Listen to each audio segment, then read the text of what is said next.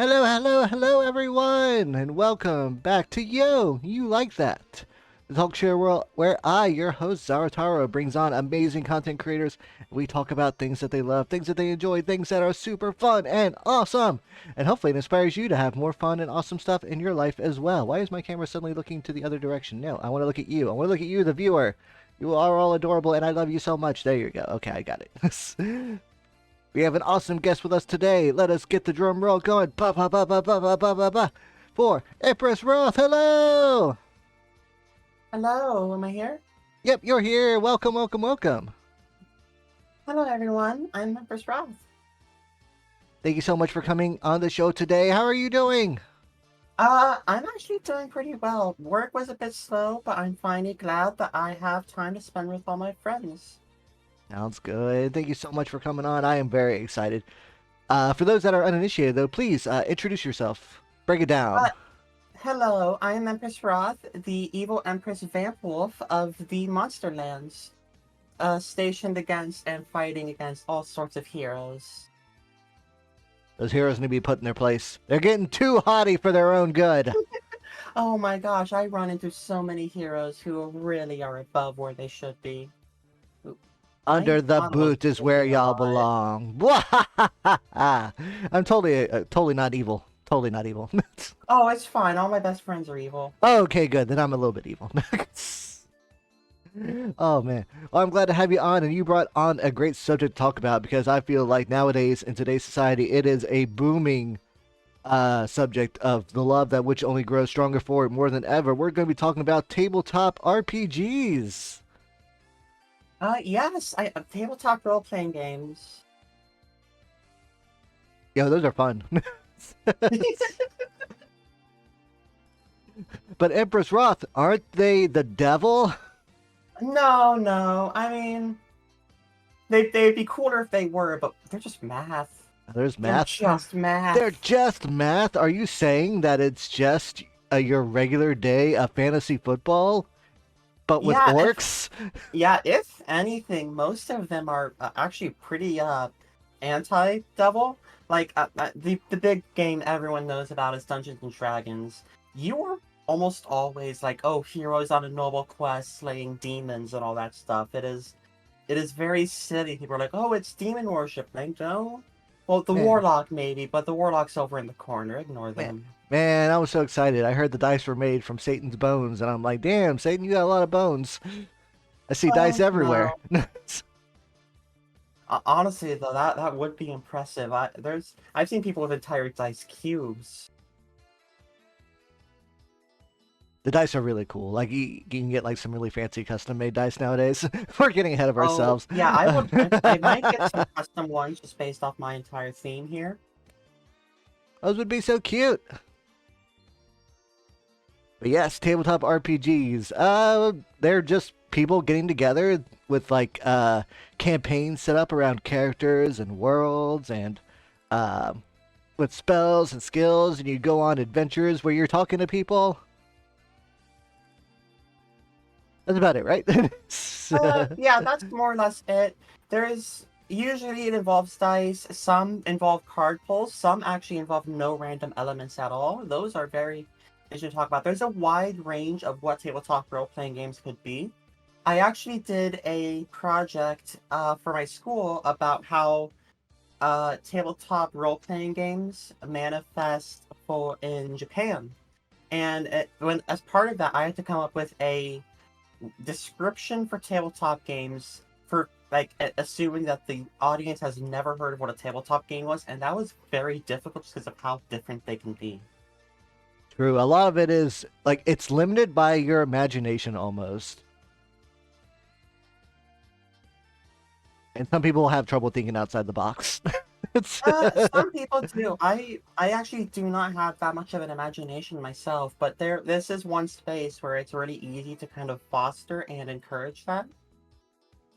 yeah, it's tons of fun and tons of it's a good wholesome thing to just do with like some buds. And hopefully it doesn't, turn into like gun violence.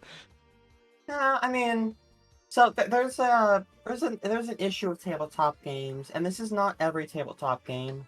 Uh, so there are so just this is called I'm not gonna call it that just because I this show, but it's essentially there is a problem in a lot of games where I'm gonna go keep saying D&D because it's the one people have most experience with, even though I don't necessarily like D&D. It's kind of the combat problem. You can express a ton of stories within tabletop role playing games, but in sword and sorcery games, like the solution's always going to come down to combat. Whatever the problem is, you're going to solve it with combat. There are games that get around that, but that is one real limit in the design space. I could see that. Whenever the benefit and resolution of the story involves on dice rolls, people can get pretty salty. Oh, they can, and and that also depends a lot on the system. Like powered by the Apocalypse games, which I absolutely love. Those are tend to involve more than a significant amount of failure, but the game is based around that failure and making it interesting. Yeah, so a So good that DM can work around it. a good DM can work around it. I agree. But yeah, that's so cool. How did you discover? Like, what was like your first experience in the tabletop role playing game Oh my gosh. expertise? So this story. I'm gonna start with the fact that in this story, I was 100% in the wrong. Because this is going to be a wild story. This is the don't do as I did in this story. Yeah, do not do this. So in school, I heard of a tabletop role-playing club that was forming, part of the things kids do during the free period to give teachers a break. And in it was being run by a very old friend of mine who was running a game where you could play characters from any like canon media, essentially. So someone there was playing Samus Metroid, someone was playing Lucario Pokemon, someone was Doctor Who, someone was like a My Little Pony. I went into this and I was like very deep in my edgy phase. I never left the edgy phase, but you know.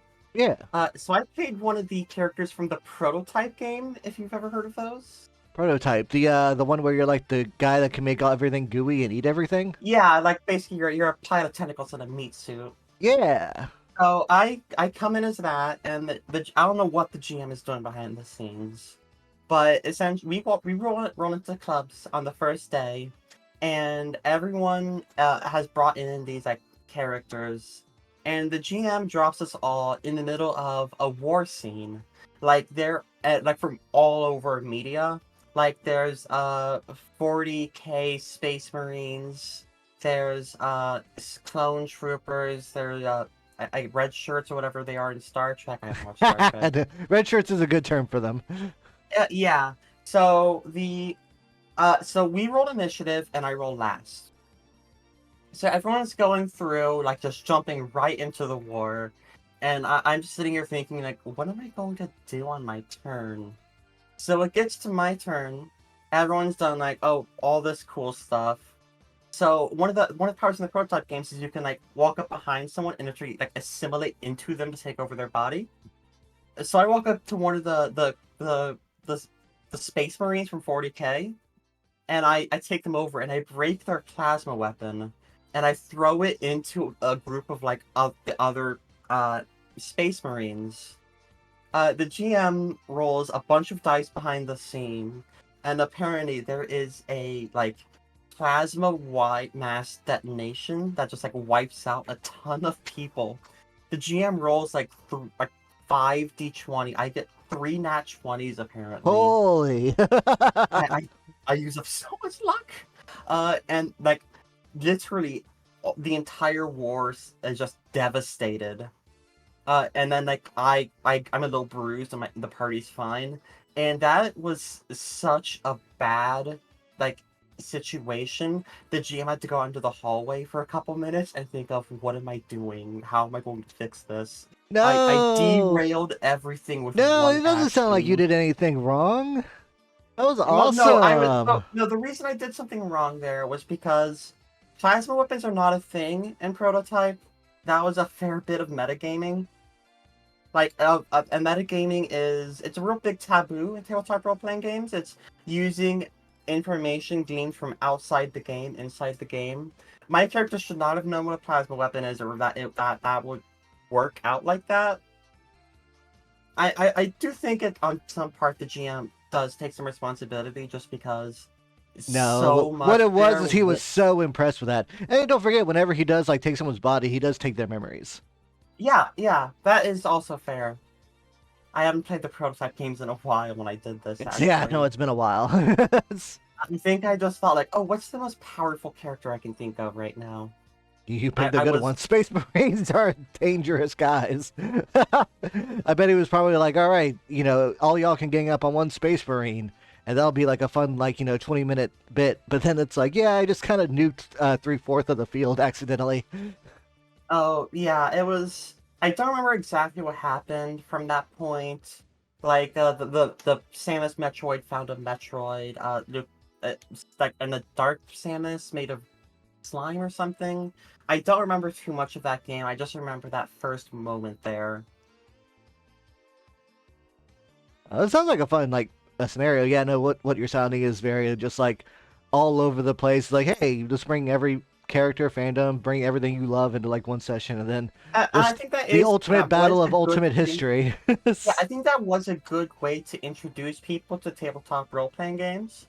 I do think the GM should have probably power scaled things down a lot more. He was a bit too into the legitimacy of it too. He's like, okay, Yeah, no, I'm prepared for this. I know how much this is. Oh, I'm not. yeah, but Well, what he oh should have well. done is had like Gandalf or someone do like a auto res on like half of the enemies you killed, so that way you could just kind of like. I if I remember right, they like oh I don't remember how they did this, but we ended up in hell or something. Oh, that's good. You can be Yeah, Doom it's always Guy good when you end up and in kill the hell. devil. Gotta go and kill the devil. Rip and tear, crew. Yeah. Well, Oh. so, what are some like the aspects of like tabletop role playing that you enjoy the most? Like, something you can always look forward to in your sessions. Uh, so the thing here I'm going to talk about is I'm usually the GM. For those who don't know, the GM is the one who is running the show, essentially, running the world around them, running the major characters. I'm the GM a lot, and I do like it. I like the ability to just kind of have a story in mind that I'm trying to weave my players through, and the players can just do things. They can like totally throw things off. One game, for example, I love running is Monster of the Week, which is kind of like a Scooby Doo, Supernatural, Buffy the Vampire Slayer type thing. Yeah. And that Powered by the Apocalypse games like that are so based on improv that I am just like throwing out like, oh, okay, here this is happening, and like I can weave that in and make that actually work, and I find that so fun. When I'm the player, I appreciate being like it's like a video game, but a lot more open essentially because I can do anything because the GM is right here. They're not a program that's been written months in advance. That we know of yet. Are you? No. Okay. It's- I'm not an AI. okay. All right. You passed the test. You clicked on "I am not a robot." I actually have a massive library of tabletop role-playing games saved on my computer. Oh, Some of those them are I feel so like I'm cool. never gonna run. Oh yeah, no, there's more than like I could ever like imagine. One time I was in a Well, some of the bookstore and ones I I won't be saw able to. a D&D book for Slayers, like the anime. I don't know if you know about Slayers, the anime, like the I inverse. don't. It's a cute, just fun little like fantasy that kind of like goes outside the normal bounds of like what you'd expect out of a fantasy story, like in ridiculous ways. But yeah, no, it was just like this random anime, and there's a D&D book for, or a role playing rule book for it, and it's Yeah, that like, holy crap, that's awesome. the problem is some of these games. The easiest one to talk about, off the top of my head, that well, two. So one is paranormal romance or something. I No, that's the genre. I don't remember what it's called, but it's like a kind of Twilight thing where it's a human and like vampire, werewolves, all this, and people get really games like that take a level of emotional vulnerability that a lot of people are not really ready for at the I table. would not be ready for that ever. Yeah, I feel like if I'm ever gonna run that, I'd have to get explicitly like a table of, oh, okay, I need other sapphic trans women. Everyone's gonna be like kind of used to this kind of thing. There's I, also a I, similar game I, that's already a bit easier called Thirsty Sword Lesbians, where it's just based off of kind of She-Ra, where it's like, oh ooh. yeah, you're lesbians, you're fighting, you're flirting, and like that would also be really fun with a group of people. If I was ever in that kind of situation, I'd have to wear one of those like eyes wide shut, or was it eyes wide open? I forget. One of those masks they have at those like billionaire like hoity-toity parties. It's like no one can know who I am. It's just like a little hamster there sitting at the table. So it's like, yep, no one can figure it out. Yeah, there's honestly, that's one thing also love about tabletop role playing games. There are so many stories you can express just based off what's out there. Like there's a Rhapsody of Blood, which is kind of Castlevania or Season 1 JoJo. There's Void Oh, Heart Symphony, which is kind of Persona 5, Devil May Cry. oh, those all sound so cool. Yeah, I find the easiest way to talk about tabletop role playing games is what kind of stories they tell. Like, oh, Masks is Young Justice, Teen Titans. There was Monsters of the Week earlier, which I said is like Scooby Doo Supernatural. Dang, okay. No, yeah, like that kind of system, like you can like add that kind of system to a lot of different genres. And I think that's also Yeah, what's helped it like roll into video games so well too. yeah, it's it's kind of weird because some games are it's hard to talk about these kind of things sometimes. Tabletop games and video games, like they're very different. Games like Divinity have tried to kind of merge them a little bit to varying degrees of success depending on who you ask.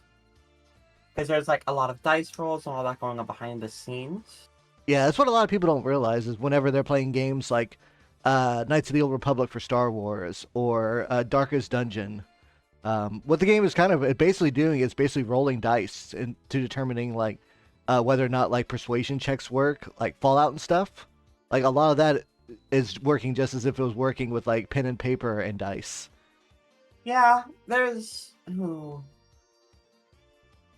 also many people don't care. The reason I introduce things as stories, just because this is on my mind, people care more about what stories they can tell in a game. Because I think for most people, like the Dungeons and Dragons, like, I'm going to keep bringing it up just because it's important. That's their comfort zone. I don't like Wizards of the Coast, and I don't want to support them. That's fair. So I try to sell people on games by like not, oh, here's what the rules are, but like here's the kind of stories they tell. Right now, Yeah. I've got a Godbound play-by-post server going up, which is people in a shared world, but doing like individual campaigns essentially. And Godbound is like, oh, you're essentially like kind of Hercules level powerful people, and it's like I want to see what they do in this. Nice. Are there any issues with people that, try and like god mod themselves or kind of just like power fantasy their way into like kind of like ruins the experience? Oh, there's issues like that. With the Godbound game, it's all people I trust, so I'm not having issues with that. That's But good. there's a lot of people who don't really understand it. Because they'll come in, and I've heard so many horror stories of like, oh, I told people to generate characters, and this person walked in with like 520s in their stat block. And like, there's, Clearly they rolled that with no problem. oh, yeah, 100%. Um, Honestly, a big thing is just people need to know what type of game they're going into. Because there's role players and there's role players. ROLE versus ROLL. Role players ROLL, Oh, I get it. yeah, they just want to roll dice. They want to do combat. And there's nothing inherently wrong with that, but they need to have a GM who's also trying to go with that. Because if the GM is going in expecting more characters, more character focus, then all that's going to generate a clash. I see.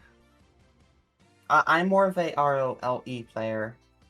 Like the combat is honestly secondary to me. Okay. There was a something I played recently that was kind of like that. It was like a board game where it would give you like scenarios and the goal was for everyone to take turns kind of telling the story with their characters to kind of build up the scenario. I wish I could remember what it was. It almost But sounds like Microscope. it wasn't that name. I forget the name, but maybe it'll come to me later because my brain does that sometimes. But yeah, no, there was like no dice. There's no combat. There's no. It's all just like what you can like explain, think up in detail, and then Yeah, like that sounds like a Year after like Zero 5 minutes, the Microscope next kind of person gets to thing. go in. I wonder what that is.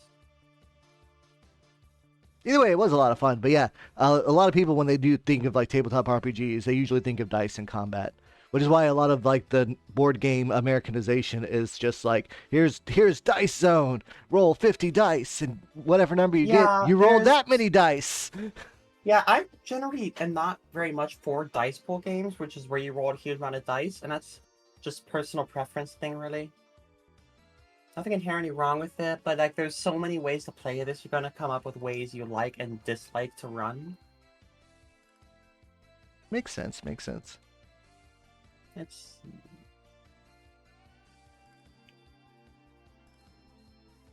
Let's see. Are there any kind of games that kind of like are the tabletop style that you enjoy? Oh, I talked about it a bit earlier, but Powered by the Apocalypse games. So Powered by the Apocalypse is a loose engine based off of Apocalypse World, which was built to emulate Bad Back style games. Powered by Oh. the Apocalypse is usually it's a 2d6 system where a 7 to 9 rate score of dice is a partial success with like some trade-off, and a 10 plus is a full success. Hmm. The game is like, and if you do the math, like a 2d6, if you 9 to 7 is going to be like the most usual result. Yeah. So it's a game where you're expected to not come away with huge successes and it makes those huge successes feel very earned. In the game I was running, it was a kind of small town, and the characters were, what were they fighting? Oh, yeah. So I played to default a red herring in this, where the person they found had like two slit marks on their neck. Like, Uh-oh. oh, so people might think like, oh, it's vampires. But when they were investigating, they actually found out, oh, it's not vampires.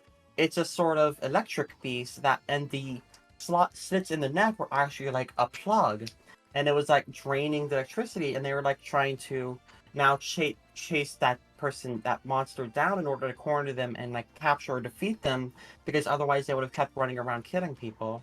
And they had to Okay. like break into places, sneak around, try to accomplish things.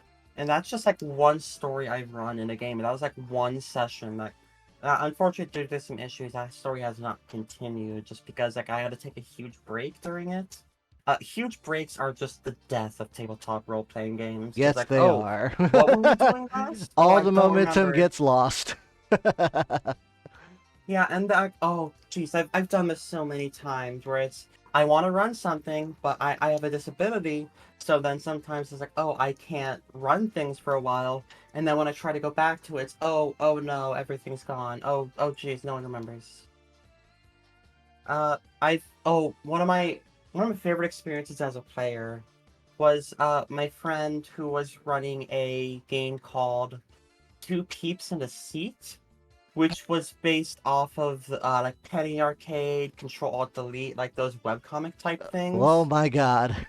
Go on. I'm invested. It's Oh gosh, I was playing the goth meme character. I think it was the character the like role title was the Wicked One, like I think Gaz from Invader Zim, and I was having so much fun with this. It was very well done, just like dumb antics.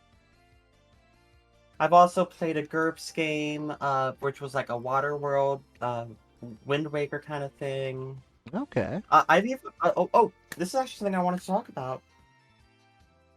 Tabletop role playing games are actually how I met my wife.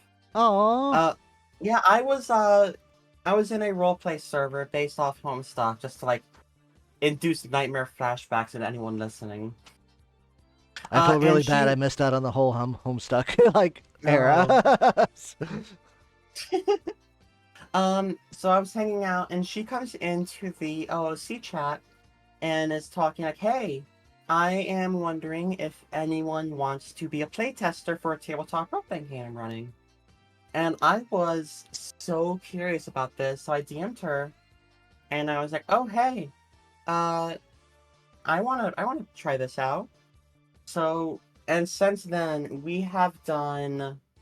we've played this game so much. I've helped her refine so much of this. It is almost recognizable from that first version we played together, but it's been so she's still passionate about it, and I love that so much. Oh, I like this And story. she actually helped me realize I'm trans. She made me a VTuber. so much of my life has come from her. It's good to have someone that helps you kind of like bring out the best in you, especially the self that you want Yeah, to be. I've even got a friend who's also making a tabletop role playing game, but that one's been on the back burner for a while, so I'm not going to talk too much about it. No worries. But no, that's great. Yeah, no, like being able to like meet people and have like just like long, just kind of like friendships or relationships with them, like even like past the game, like that's good. That's good. I always like things that kind of like bring people together because there's a lot of things that Oh, divide people nowadays. We need more good there stuff. really is, and I tabletop role playing games, as long as people aren't like fascists, basically. It's a place to safely explore identity as well. There's a reason that the joke is, oh, so many people go into tabletop role playing games to come out trans, because it's a place to safely play someone who is not you, and some people come away from that realizing, oh wait, maybe I like this more. Yeah, be your best self always. Oh, 100%. How do you feel when it comes to kind of like the surging popularity of like the tabletop uh stuff going on nowadays? What with like Matt Mercer and like all the Twitch integration for like tabletop stuff? Do you feel that's kind of Oh, like that's gotten people to like diminish the value of it or commercialize it or? so this has always been a commercial space. Especially with D&D, which I'm gonna keep bringing up. I'm sorry. No, I mean But it is the the default. If you're talking about MOBAs, you're going to talk about League of yeah, it's Legends. it's I like mean, the it's the tissue of or the band-aid where it's become genericized. oh, So that's a good comparison. yeah, the one I have the most experience with is Stranger Things with the Demigorgon. Uh, and in um in Stranger Things they are doing Dungeons and Dragons like explicitly. And I like that tabletop role playing games are getting more exposure, but I hate that it's Wizards of the Coast that's getting that exposure. Because if you've been keeping an eye in a few spaces, you've seen they've done a lot of very shady things recently. Yeah, I One have. example is their new OpenGL policy. They were trying to like really close things down. Yeah, Uh, they wanted to they start sent making money off other people's success. they sent the fucking Pinkertons after someone.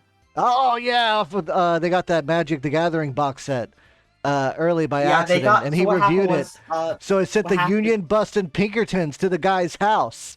Yeah, What what the fuck? happened was this person they got their magic supplies from someone who doesn't really get magic, and the set was like, oh, something something, and he ordered something something aftermath because he thought it was like a deluxe version, Hmm. and so this guy's like, oh hey, the set hasn't been released yet, and then they sent the Pinkertons after him, and like We're if you here to know the get the Pinkertons, cards. yeah, they were like Company Town era Union Busters. They still do it too. They do it for Amazon. Apparently. It's real. So, Matt Mercer, all those people, like, I enjoy that tabletop role playing games are getting more popular. I wish they were playing something other than Dungeons and Dragons. I don't think they're going to be playing Power by the Apocalypse games much, just because those aren't the most popular thing. I just wish they switched to, like, Pathfinder or something. Something where it's just not actively funding the domination of 5e over the market. As far as why things are very commercialized in this, I'm gonna keep rambling on D&D. Uh, if you've ever looked at the D&D at the tabletop role playing game market, especially on Kickstarter, the 5e, there are so many 5e supplements on Kickstarter, and it feels like it's wasting so much time and money. And even Oh. within Dungeons and Dragons itself, it's like, okay, here's the base book. Sure, that's fine. Here's the player handbook. Okay, sure. Oh no, yeah, I And know then what it's you're like, oh, talking about here. splat book, splat book, splat book. Scenario, scenario, scenario. And it's and like, Do you have the Monster Guide 2? No, I've only got Monster Guide 1 and 3. Oh, well, I'm sorry. You won't oh know what no, about sorry, these you're missing monsters. like a third of the monsters because you don't have Monster Guide 2. Damn. And it's That's session over. Everyone knows it's that 2 just has the best frustrating monsters. how like I get why it's commercialized. We live in a capitalist world. but I feel like it's really overboard. Every time I see a 5, I here's a personal pet peeve of mine. When you look at tabletop spaces, so many people are like, "Hey, I want to run a Star Wars style space opera. How do I hack 5e into being a space opera?" And it's play another game, please. I'll save you some time. Don't. Yeah, don't, because like games are not meant to be hacked like this. Like it's a good way to start homebrewing, but 5e is very focused on a specific type of game, and that is like 3 to 4 combat encounters between each short rest, and then like 3 short rests between a long rest. That's how the balance is done. The entire rulebook is based on combat. Everything there is built for the combat. And then it's like, oh yeah, space opera. What are you doing?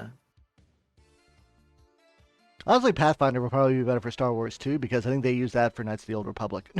It might be better, but it would still be better to go for a game that's actually based Oh, around oh yeah, space no, opera. yeah. But I just mean there's like the regular like if you're trying to like hack it over, it's Yeah, like if you have to hack if you something, have that's to. probably the better option. it's, it's been done before, so you can probably find all the notes somewhere online. If someone in your chat is like super wanting to run a space opera game, the game I'd recommend is Stars Without Number. There's actually a free version you can find. And Oh, that there's a free version and there's a deluxe version by Kevin Crawford, who I feel like makes some very good games. would that also be good for like Gundam Mecha space stories or If you want Gundam Mecha, I think you need a different story. go Let me on? check my library real quick. Yeah, I'm asking for reasons. Oh, I'm sure. Just like totally, just just like questions. Yeah, yeah, totally innocent, not non planning questions. Oh, so if you want to do a Gundam Mecha, if you want something that's more rules heavy, you want a game called Lancer. Lancer. Which Okay. is very combat focused. It's you're piloting giant mechs. All they really do is combat. If Gotcha. you want something that's a bit more rules light, there is Armor Austere, which is powered by the Apocalypse mecha game. But I feel like if you want Gundams, you want Lancer, because my understanding of Gundam is war is bad, war is hell. I feel like you're gonna want to do that story in Lancer more than anything. I mean, the combat is important, but I mean, a lot of people don't realize that the Gundam war is bad. War is usually a lot of it's kind of happening outside the suits. Did you know that like children die when just like the shells from the machine guns fall on them? Yeah, Shit's that was real. It's- I've been watching Wish from Mercury, and oh, Witch for Mercury. I love it so much. oh, it's got lesbians. I'll watch it. It's Trust me. Yuri as hell in my Gundam. I've Go also for it. heard Iron-Blooded Orphans is a good watch. It's also a good just kind of like solo watch. Like there are some Gundam that have like connected like storyline, the Universal Century. And then that's like if you go back to like the early start of like Gundam One to Gundam Zeta to Double Zeta, but like Witch of Mercury and Iron Blood Orphans are just good standalones. Just watch these. They're Gundam and they're good just to watch by themselves. This is the secret. If you add lesbians, that's how you get women into their genre. Aibo definitely has a lot of yaoi. People won't say it, but it's there. Let's see. Did I have any other topics in mind? Let's see. Okay, cool. Lancer. I just wanted to make that note to myself. Yeah. Mark Lancer. Let's There's, see. there's also I find it's cool that people can just like make stuff in this space. Because you don't need to Yes. have any programming experience. You don't need to have art experience. And what I'm thinking of is, I found on Reddit, rest in peace, because it's about to die. Someone made a Hollow Knight RPG, just like an unofficial one, and I found that Oh. so cool. Someone's like, I love this genre. I want to run a story in this kind of game. I'm going to make it. And that's how Kickstarters form, really. It's I want to make this thing. I'm passionate about it. And I have a plan. Here's the I have video a of my plan. plan. Yeah, there's a lot to say about Kickstarter. Like people So there's one example of a Kickstarter. I'm gonna name this just because like I feel like it's never gonna come up. It was Mary Zeller's Gay Survival Guide, which looked pretty cute. Like it was gonna be a zine, like basically filled with monsters, or like Okay, just I'm very sorry. gay. When you said that, I was like really like sweating. I'm like, that sounds a little too close to home. It's- Oh, but yeah, like the creators totally disappeared off the map. Like no, like if you check the Kickstarter page, there's people are like, "Hey, any updates? Any updates? Any updates? Any updates?" And it's like, no, there's not going to be any updates. Any updates? Any updates? Any update? Are you? And like Any are you update? sometimes that's going to happen where like Kickstarters can fail. Like the team behind the Gay Survival Guide might not have they might not have gone in expecting that to happen, but like they might have just failed. But then the problem is they didn't communicate that. So to us, it just looks like they took the money and ran. Yeah, I mean a lot of those people forget to plan for taxes. To be Oh honest, gosh, a yeah. lot of them. That was one of the big things that happened to Mighty Number Nine is they planned for all that money that they were getting, and then they got to account for that part of it was going to have to be like put to taxes. So all those extra extra goals that they made up, they didn't have the money for. Ooh. But I've had tons of Kickstarter successes too. There are. Yeah, one that comes to mind is Pandora Total Destruction, which is kind of like an X-Men type game where you're playing people who don't have super solid grasp of their powers. Oh, that's cool. Um, I know there are a lot of like board games yeah, there's that have also been coming out. the oh yeah, I back kicks those too. But there's I there's a lot of things. Also that was also a Avatar game that was a big Kickstarter. Last Airbender, right? Yeah, Okay, the okay, sorry. Last Airbender got it. I Yeah, always have to there's double some check now. things. Are we talking about Space Smurfs or are we talking about cool stuff? If we're talking about cool stuff, there's something Yay! also to be said about big companies using Kickstarter.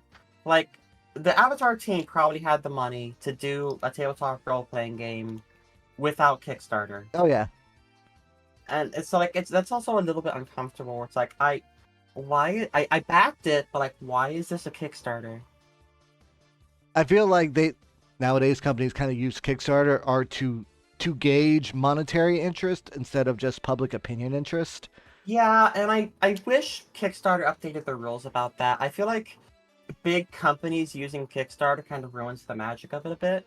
Oh yeah, no, Shenmue 3 is a big example of that. Oh my gosh, yeah. Shenmue 3, where it's like, oh, we have a Kickstarter. Oh, okay, so the Kickstarter showed that there's enough interest. We now have an independent third-party backer Who was who is totally not now, just waiting behind the stage with a check. Totally wasn't, we yeah, promise. totally not just waiting. And then like, oh, and then Shenmue's bad. Oh, it's so bad. I've never played a Shenmue game. I watched Super Eye Patch Wolf's video on Shenmue 3, Yeah, I love and Super it, Eye Patch Wolf. Yeah, no, oh he's a gosh. big fan. And just to hear his just defeat is Oh, he heartbreaking. just he's Is so heartbreaking. defeated. Where it's like this is basically Shenmue 3 is basically a filler episode. Nothing happens. Nothing happens. All you're waiting for not. Oh, wait 10 more years and do another Kickstarter. I swear if that happens, I'm just gonna leave the planet. Just Oh, and into then there's space I like go. oh, and then there's what was that? What Star Citizen, which had a Kickstarter and is still kickstarting. Yeah, the forever funding game. Oh, The spend your money to fund it simulator. Yeah, yeah. yeah, I just wish Kickstarter was a bit more strict about that. I feel like, uh, whatever. Yeah, it's a good thing to have, but the people that take advantage of it, it gets frustrating. Like it's a pain in the butt. Yeah, it's like you have the money. What are you doing? But we don't want to spend it.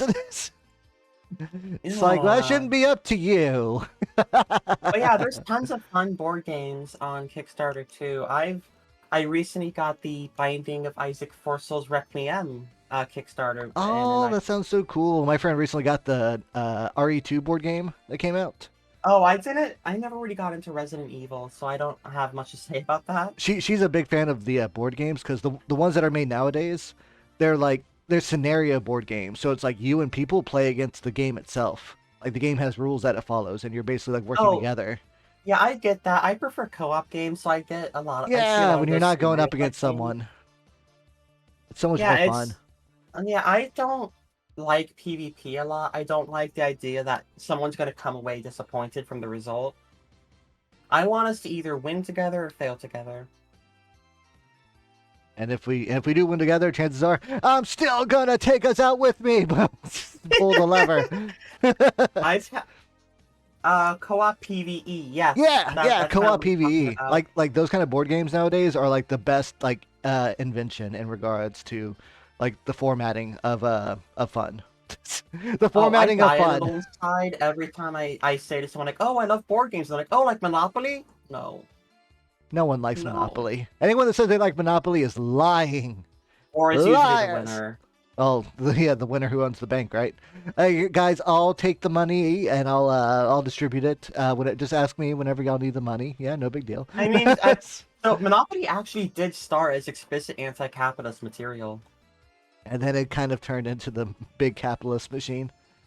Yeah, Like, because like the in the only time I history of had fun with Monopoly, Monopoly was there was a dice that an extra dice that was added, and the dice like made you have to like do things fast. It's like, oh, roll this dice. Oh, you have to buy this property. Roll this it's like dice. Oh, Monopoly Express or something. yeah, yeah, yeah. It was like an express version. That was fun. Since that's like I like destroying friendships. Well, Like, there's a the game for original you. It's version of called Mario Monopoly, Party. the original version of Monopoly had a second phase after the first one, where you're supposed to like distribute out properties at the start, and it's like socialism or something. I don't remember the specifics, but Oh, that rule got taken out pretty fast. oh, well, obviously we have to do capitalism. We can't let the Can't Reds can't not win. have capitalism. Can't let the Reds win. Cold War never ended. um. Uh, Anyways, tabletop games. yeah, but yeah, no, Uh yeah. It's like you oh, said, another money. cool thing in Mhm. tabletop games is Fate. Fate is another engine like powered by the Apocalypse, but it's Oh, based off of meta currency, which is a currency that exists outside the game, but you spend to influence the game. Characters have traits like, oh, one up just to bring up Scooby Doo because it's the first thing that comes to mind. There might Ruh-roh. be like, oh, you run into the monster. My character is a scaredy cat, so I'm gonna compel my character to run, and I'm going to gain a coin of this meta currency, and I can use that meta currency later to try to exploit the environment, which is where the Oh, my, trap my my fails, friend but does actually something like succeeds. that. Whenever he What? runs his sessions, he says for playing in character, you get like an extra like token, and you can use the token to kind of like give you like initiative and certain decisions later. Oh, that's a good example. Looking into Fate is good. My first experience with Fate was Atomic Robo, which is, Go ooh, how do I on. You said the R word. I'm down. Oh, I said robot. Yeah. So that's a game where a robot who was originally built by Nikola Tesla is going about in this sort of like pulpy, modern day sci-fi story. It's based off of a webcomic series. And then they made the Fate engine, which is they made it using the Fate engine. Oh. And I just want to point out, it is absolute nerd bait to go, oh, Nikola Tesla's involved in this. Yeah, no, no, I'm totally just kind of like marking out over here. A Nikola Tesla robot living among people. It's the Astro Boy I always wanted. Yeah, I recommend looking into the webcomic, and if you like the webcomic, maybe look into the game. Nice. I would say one thing that's really helped with the whole tabletop session is like the, I guess, introduction or the use of like Discord and online Oh, communication yeah, being like more normalized. Yo. Discord has really revitalized. It's so much easier to find a game and run it. But on the flip side, like I think there is something a bit magical about doing things in person. There is. But you work with what you can. It's so common these days to have friends who live halfway across the world. Yes. So it's like you make do with what you can. I am happy to run games for people even though they're far away. I have friends that just live like 5 minutes down the road, and getting them to come over is the hardest thing Oh to my do god. Yeah, sometimes. I had a Final Fantasy D6 game with two members of my What kind of college. Final So, Fantasy? I mean, like which era? Like 1, 10, oh, 7, 4? it's kind of going for all of them. Okay. It's another fan-made one, so it's just available for free. It's a bit hacky in some ways. There's a few parts that don't work the best, but that's the what you get when you work with an unofficial game like that. Word. But like, and I was running that with someone who lives in Chile, someone who lives in the Philippines, and then someone who lives in California. And it's like those people would probably not be able to interact in this kind of environment without Discord. For real. Maybe they come across each other in a fighting game, but Uh, none of them are really fighting game types. oh no, that's fine. It's fine. Well, they're tabletop, so it's cool. They're still cool. Oh man. No, I know you say you don't like the kind of like battle-y like D&D stuff, but is there like a kind of like centralized monster or threat you always kind of like to have in, not like generalized in all of your stories, but kind of like themed around sometimes? Um, Not necessarily. I like doing the electricity vampire concept in Monster of the Week because it's a good psych out. Oh People yeah, go you were in. telling me about when Yeah, you I said think that. that's It a was like the really plug. I thought that was very neat. yeah. I think that's a good way to go in because it challenges people's conceptions. It gets them like experiencing the game, and it's also just kind of a fun concept. Like, oh, it's not a vampire; it's just an energy thingy. And I Energy haven't vamp. run like sword and sorcery games a lot recently because I try to avoid like, oh, here's three goblins that want to kill you. And they'll do it You too. want to talk to them, but you have to kill them though. You gotta kill those goblins before they kill you. I've seen Goblin Slayer. Ugh. I'd rather not talk about Goblin Slayer. Goblins are bad. Um, Part of that's on me, probably. I could make that more interesting, but it's like I prefer games where combat is more rare and it's Yeah. kind of like a lead up to something, or it's a climax.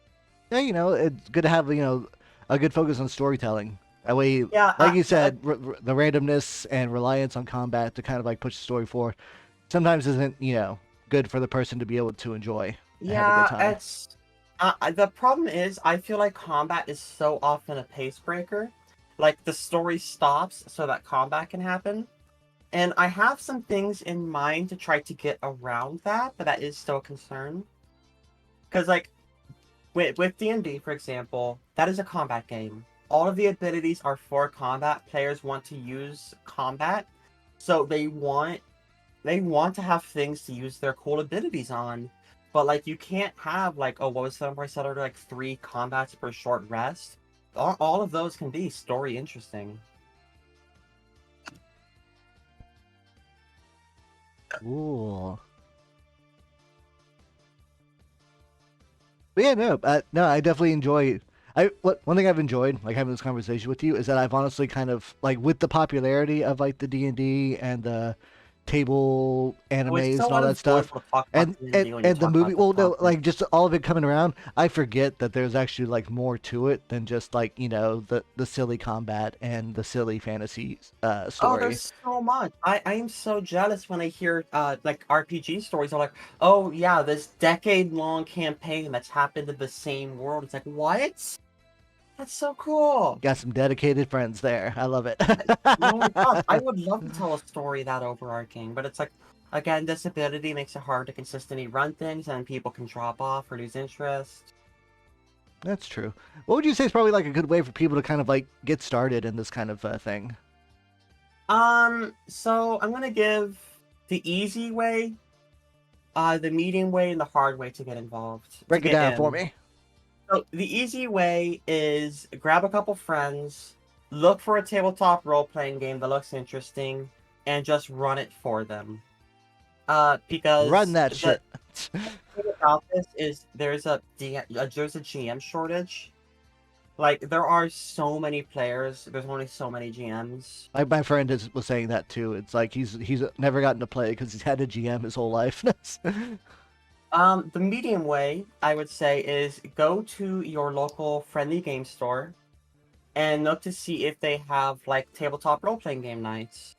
Those are it's probably going to be Dungeons and Dragons, and there's not many ways around that because it dominates the sphere. But that is a good way to get at least experience with it. Yeah, The you hard can sit way, in on a session and maybe even just network. I would say is look for LFG posts. This used to be a good for to do on Reddit, but Reddit's dying. Look for people who are trying to run games. It'll go like, oh, I'm running this game this time, and try to make time for that. Honestly, the best place to do is probably LGBT Discord servers, but Hey, LGBT people love tabletop games. a good time. Okay, no, that's all good advice for sure. Um, and And if if you're I and not, if, uh, and oh, if good. are just like wrapping up final remarks kind of thing. Yeah, yeah. I mean, we're rolling down to it. We're rolling down to it.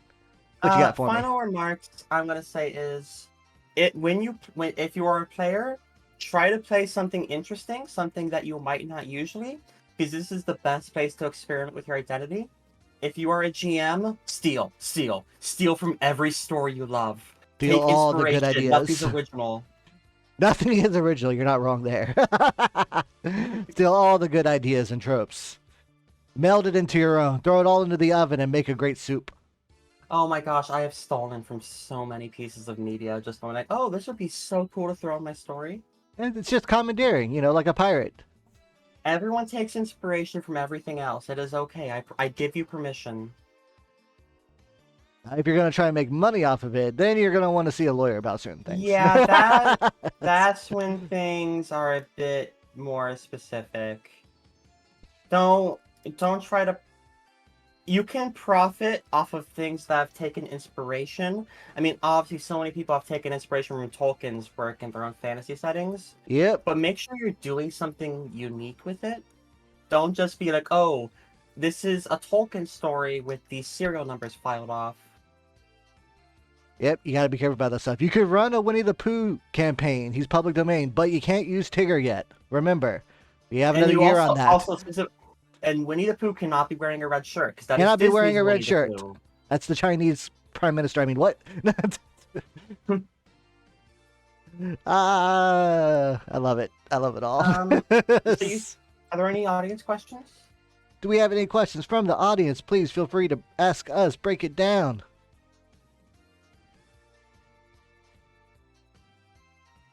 I do recommend looking into Atomic Robo and Lancer for you. I feel like those would be things you're interested in. Atomic Robo. Let me go ahead and put that there. I already have Lancer looked up. Like I remind you, I'm toad that's a staff for that. it's a webcomic and a game. Yes. No, I'm super interested in the webcomic first, and then I'll look at the game later because I'm a big comic nerd. And I'm always looking for comics that aren't like the main line, kind of like Marvel, DC stuff. Oh yeah, independent. Yeah, it's a big issue in the comic space. It's hard for third parties to find ground. Oh, what's interesting is the Fate engine was actually spun off of a Harry Dresden tabletop role-playing game. Yes, the Dresden Files. Let's go. You're the second person that's come on here that's talked to me about that. That's brought it up. I've been working on reading those on my Kindle so far. Oh, I've been loving it. I've been having. I want to restart because I haven't read them. It's been a few years. It's been probably the Kindle almost a decade. has been the greatest hack for reading. It has. Oh, I'm reading so much more now. Doesn't look like we're getting any questions. It's all good. But yes, for your streams coming up, please plug what you've got going on. Oh, right. So right now, I am actually planning on doing an Archipelago stream with my wife. Archipelago is it's a multi-world randomizer. You might have seen these with speedrunners, where it's like, oh, I'm playing Factorio, she's playing Stardew Valley, and I could find the hoe she needs in my game, and I send it to her, and she could find something for me and send it to me. And yeah, we might not do exactly those games, but we're thinking of something to do for a stream. cool. I like that. My streams are very inconsistent just because of mental health. I've also been streaming a lot of Final Fantasy 14 because I recently got re-addicted. Oh no, I'm probably gonna fall into that come August. Once that 10th anniversary like stuff starts, I'm gonna have to go back in to finish in Walker. Oh gosh, I started a completely new character based off EmpressRoth. So that's been having to just like work towards that point. It's like we just beat A Realm Reborn. They did so many changes to A They Realm did Reborn, by the so many way. changes for Realm Reborn, necessary changes. Although I haven't tried the new uh Ultimate Weapon dungeon, like the they changed it now, isn't it? Isn't it now like a solo queue, or the bosses are a solo queue? Like, So it's they split up the cutscene dungeons. They removed a lot of the cutscenes and moved them elsewhere. They're now 4-player duties instead of 8. oh, okay. And then the actual Ultimate Weapon is an actual trial. Okay, okay, cool, cool. So like the turn cutscene dungeon doesn't even apply anymore. Dang. That's still cool. I mean, I just, years and years of going into the main scenario roulette and getting that. You're like, well, I'm going to get some good points and money, but there goes an hour and a little bit more of my life. Oh yeah, thankfully it's not that bad anymore. I also need to play some other Final Fantasy games. One of my partners has been really trying to get me into playing 9. 9 is such a good one. 9 is such a lovely world and great characters.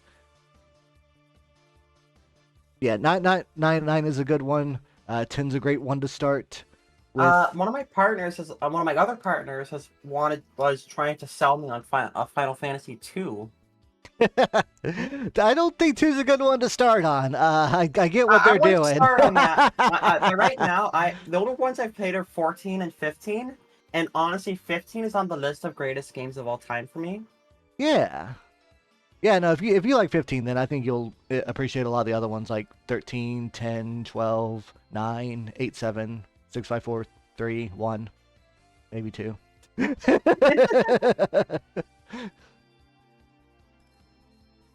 Yes, but everyone, make sure to give at EmpressRoth a follow. You can click on the name in the title and make sure to say that Ham Ham sent you, because then you get 10% off your next hug.